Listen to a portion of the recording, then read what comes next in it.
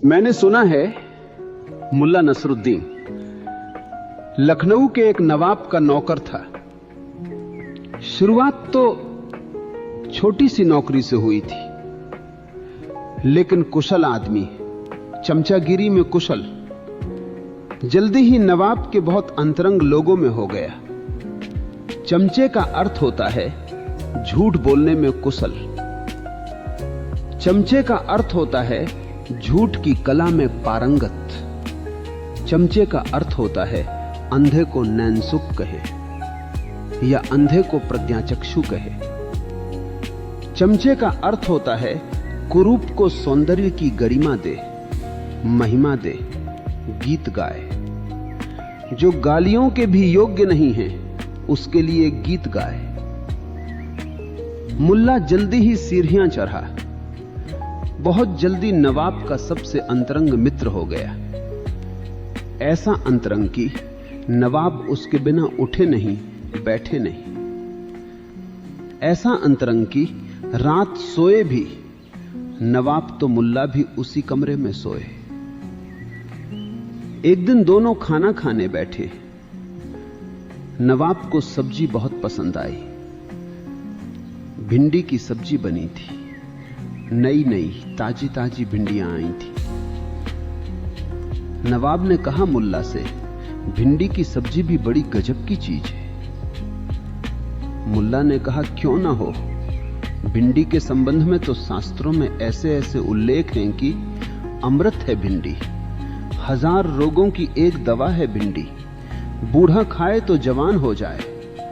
कहानियां तो यहां तक हैं कि मुर्दों ने खाई तो जिंदा हो गए।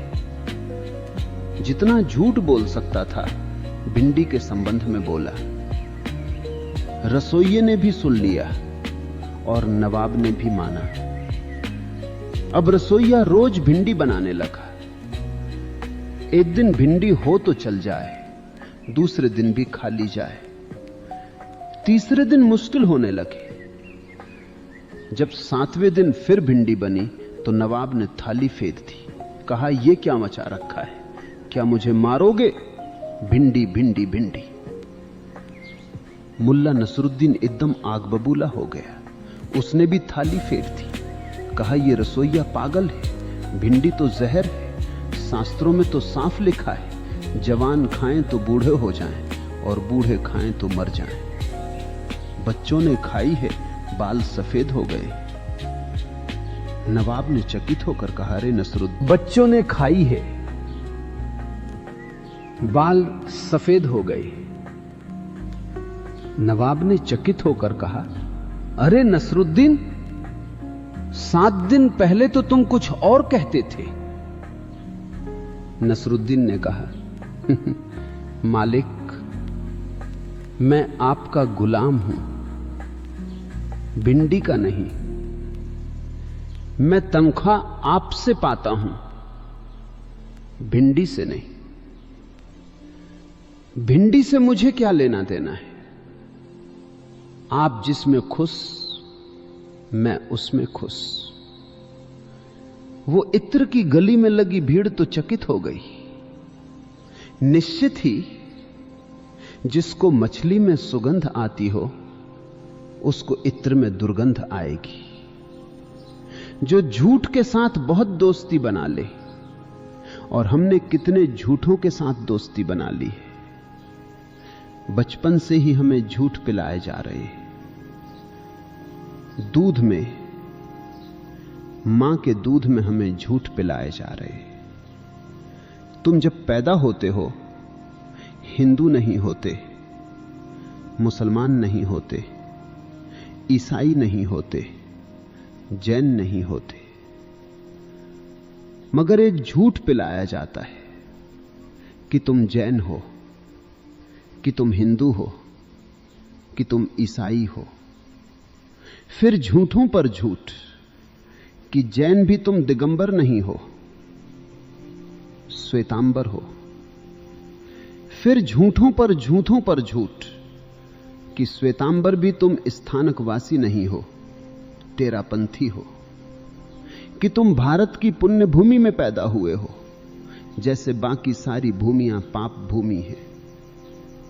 लेकिन भूमि इकट्ठी है, बंटी हुई नहीं है कहीं, कोई रेखा नहीं है भूमि पर। 1947 के पहले लाहौर पुण्य भूमि थी, कराची भी, ढाका भी। अब पुण्य भूमि नहीं रही, क्योंकि नक्शे पर पाकिस्तान अलग हो गया। पुण्य भूमि कहां है? ये सारी पृथ्वी या तो पुण्य भूमि है या फिर कोई भूमि पुण्य भूमि नहीं है। मगर झूठ जर्मनों को समझाया जा रहा है, तुम ही श्रेष्ठ जाति हो, जगत पर राज्य करने को तुम ही पैदा हुए हो। जर्मन जैसी बुद्धिमान जाति को भी एडॉल्फ हिटलर जैसा जड़बुद्धि आदमी मूर बना सका। क्यों? क्योंकि उसने ऐसा झूठ बोला जो सबके मन भाया। उसने ऐसा झूठ बोला जिसको कोई इनकार न कर पाया। उसने कहा तुम आर्य हो, शुद्ध आर्य तुम ही पैदा हुए हो दुनिया पर राज्य करने को। कौन इनकार करे? अगर कोई तुमसे यह कहे कि तुम शुद्ध आर्य हो, बस तुम ही हो शुद्ध, बाकी सारा जगत अशुद्ध है। जग के उद्धार की आशा तुम पर टिकी है। तो मन भले ही पहले कहे कि यह झूठ है, लेकिन धीरे धीरे मान लेने को तैयार हो जाएगा। और जब पूरी जाति को यह बात कही जाती है तो झूठ का जहर बड़े जोर से फैलता है। भीड़ मानने लगती है, और जब भीड़ मानने लगती है तो समझदार से समझदार लोग भी मानने लगते हैं। जर्मनी का सबसे बड़ा विचारक मार्टिन हाइडेगर, जो इस सदी के बड़े से बड़े विचारकों में एक है, उसने भी एडॉल्फ हिटलर को स्वीकार कर लिया। क्यों?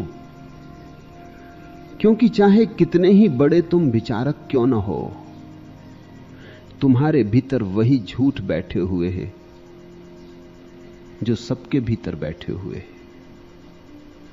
और जब तुम्हारे अहंकार को कोई फुसलाता है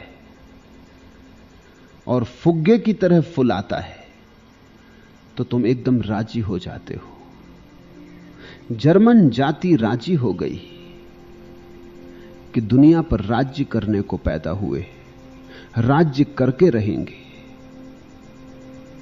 ये ईश्वर ने हमारे ऊपर विशेष जिम्मेवारी दी है, उत्तरदायित्व है हमारा। यहूदी सदा से मानते रहे हैं कि वे ही ईश्वर के चुने हुए लोग हैं। इस झूठी बात के मानने के कारण सदियों सदियों सताए गए, मगर वे छोड़ते नहीं। जितने सताए गए उतने ही उन्होंने जोर से इस बात को पकड़ लिया है, क्योंकि जितने सताए गए उतना उनको भरोसा आया कि जरूर हम ईश्वर के चुने हुए आदमी, क्योंकि कहा है उनके पुराने शास्त्रों में कि ईश्वर जिसे चुनता है उसे बहुत कठिनाइयों से गुजरकर परीक्षा देनी पड़ती है।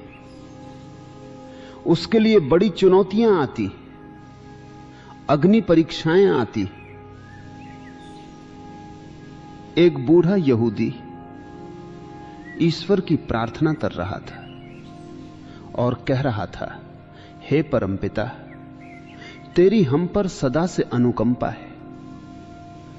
वर्षों से प्रार्थना करता रहा।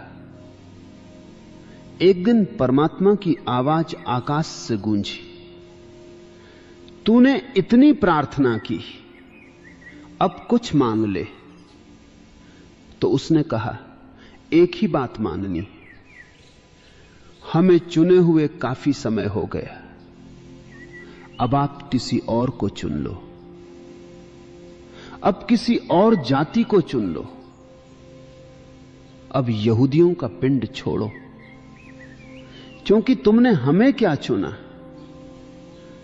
आज 3000 सालों से हम सताए जा रहे हैं।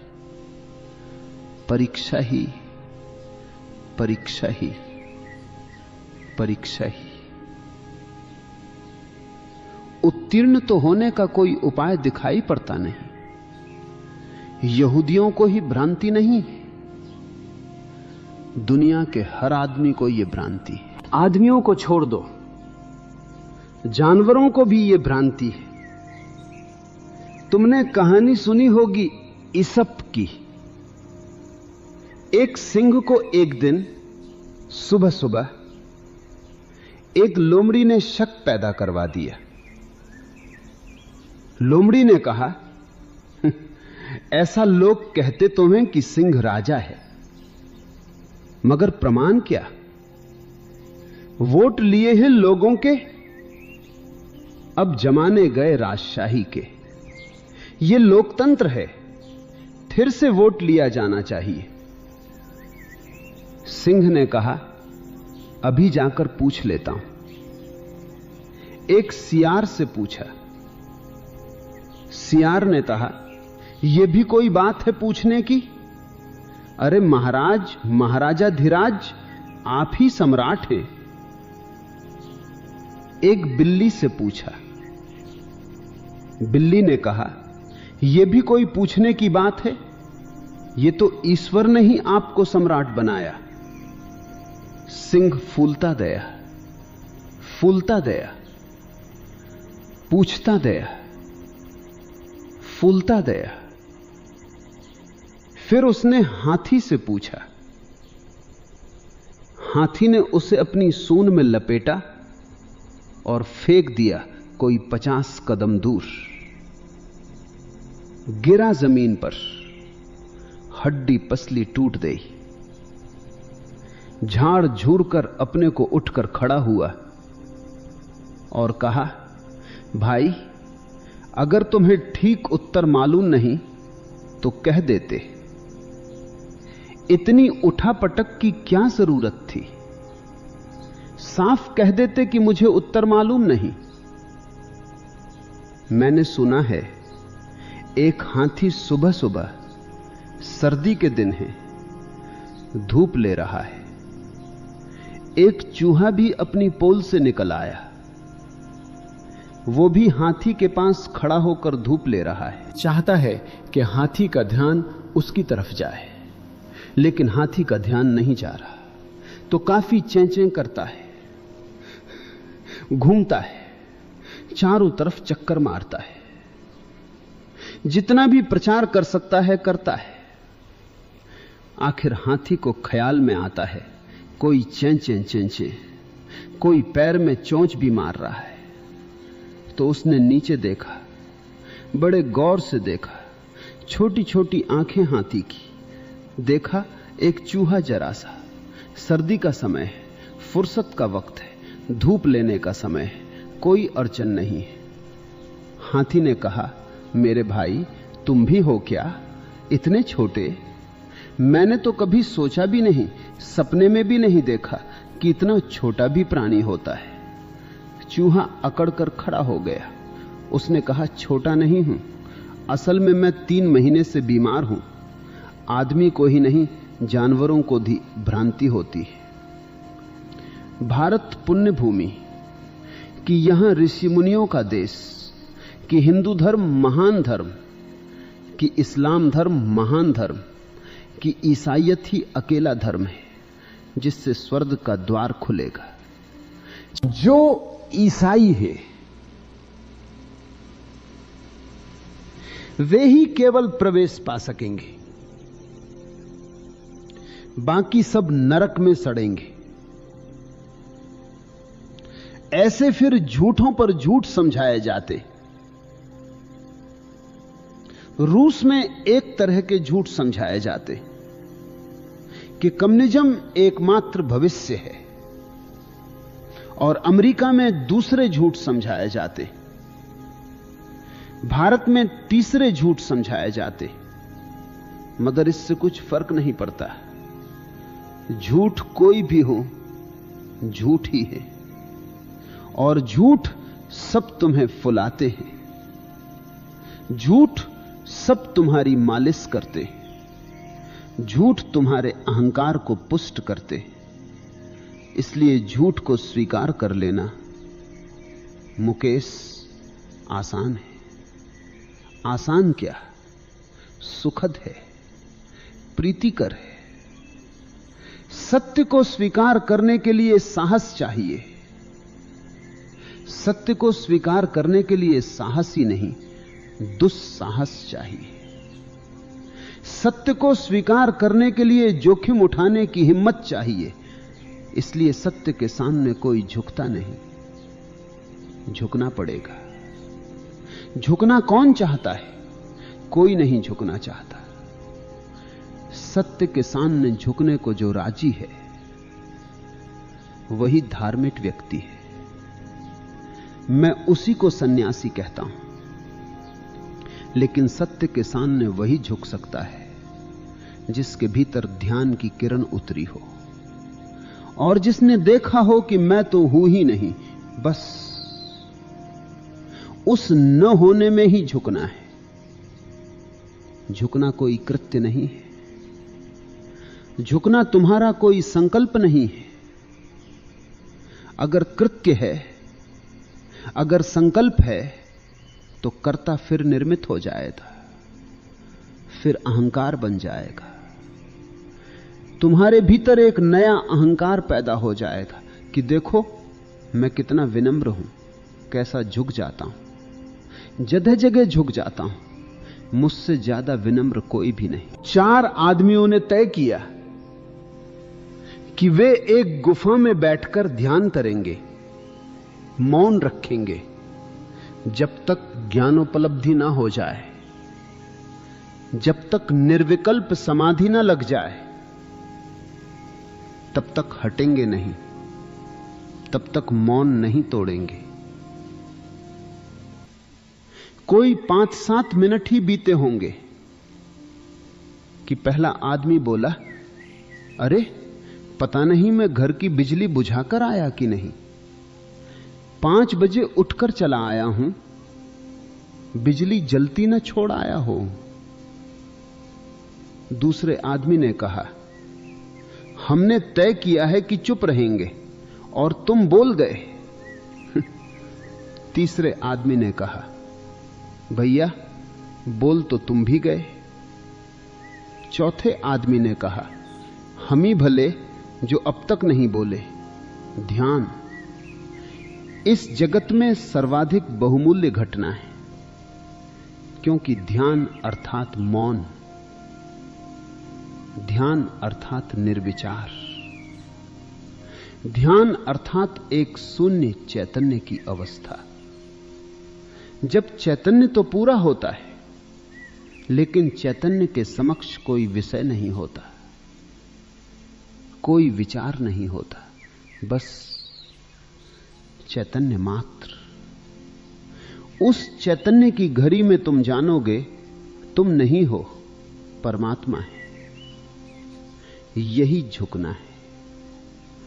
और अगर ये जाने बिना तुम झुके तो तुम्हारा झुकना भी झूठ होगा, तुम्हारा झुकना औपचारिक होगा, और तब तुम्हारे भीतर एक नया अहंकार शुरू होगा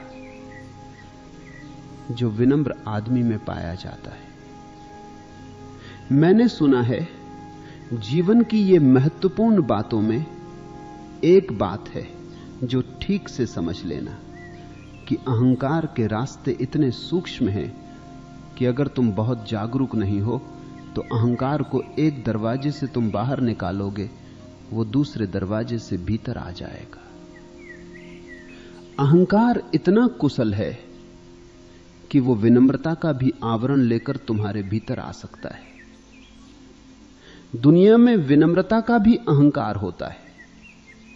लोग हैं ऐसे जिनको ये दंभ है कि उनसे ज्यादा विनम्र और कोई भी नहीं, मगर ये भाषा तो वही रही।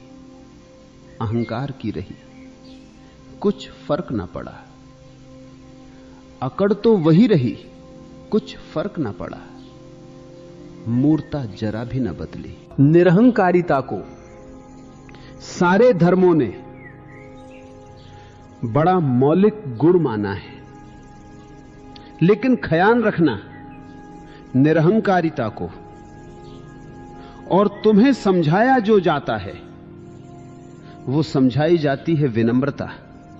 निरहंकारिता नहीं, अहंकार शून्यता नहीं, बल्कि विनम्रता। भाषा कोश में दोनों का एक ही अर्थ होता है, निरहंकारिता और विनम्रता। भाषा कोश दोनों का एक ही अर्थ करते। भाषा कोशों से बड़ी भ्रांतियां फैलती हैं, क्योंकि भाषा कोश लिखने वाले लोग भाषा जानते होंगे, जीवन नहीं जानते। जीवन की भाषा और है और भाषा का जीवन और है। भाषा तो केवल शब्दों का खेल है, व्याकरण के नियमों का खेल है। जीवन कुछ और ही बात है। न वहां शब्द है, न व्याकरण है। जीवन की भाषा में अगर समझना हो, अगर अस्तित्वगत अनुभव समझना हो, तो विनम्रता अहंकार का एक रूप है। निरहंकारिता नहीं है विनम्रता। इसलिए तुम विनम्र आदमी के चेहरे पर बड़ा दंभ पाओगे, बड़ी अकड़ पाओगे। ऐसे वो हाथ जोड़कर खड़ा होगा, हो सकता है तुम्हारे पैर छुए, हो सकता है तुमसे कहे मैं तो आपकी चरण रज हूं, मगर वो आंख के कोने से देख रहा है कि तुम प्रशंसा करो कि आहा, आप जैसा विनम्र आदमी कोई नहीं देखा। और स्वभावतः जो तुमसे कहेगा कि मैं आपकी चरण रज हूं, आप उसकी प्रशंसा करोगे ही, क्योंकि वो आपके अहंकार को भर रहा है। आप उसके अहंकार को भरो। यही पारस्परिक लेन देन है, यही शिष्टाचार है। कभी कोई आदमी आपसे कहे कि मैं आपके चरण की धूल हूं। ऐसा एक दफे हुआ, एक मुसलमान फकीर को लोग मेरे पास ले आए। उन्होंने मुझे कहा कि वो बड़ा विनम्र आदमी है, हर किसी के पैर छू लेता है, राह चलते लोगों के पैर छू लेता है, आपसे मिलाना है। मैंने कहा जरूर ले आओ। फकीर आया, एकदम मेरे पैरों में गिर पड़ा, साष्टांग दंडवत, पैर के नीचे की धूल उठाकर उसने अपने माथे पर टीका कर लिया। मुझसे बोला, मैं आपके चरणों की धूल हूं। मैंने कहा निश्चित, तुम बिल्कुल ठीक कहते हो, चरणों की ही धूल हो। वो आदमी बहुत चौंका, उसने मुझे बड़े क्रोध से देखा। मैंने कहा, तुमने बिल्कुल सत्य कहा, यही मेरी भी समझ है। तुम्हें देखकर ही मैं समझ गया कि तुम चरणों की धूल से ज्यादा नहीं हो। वो आदमी कहने लगा, आप आदमी कैसे हैं? मैंने न मालूम कितने लोगों के चरण छुए हैं, बड़े बड़े महात्माओं के पास गया, लेकिन कभी किसी ने मुझे इस तरह की कठोर बात नहीं कही। मैंने कहा, कठोर? मैं तो सिर्फ तुम्हारी बात से राजी हो रहा हूं।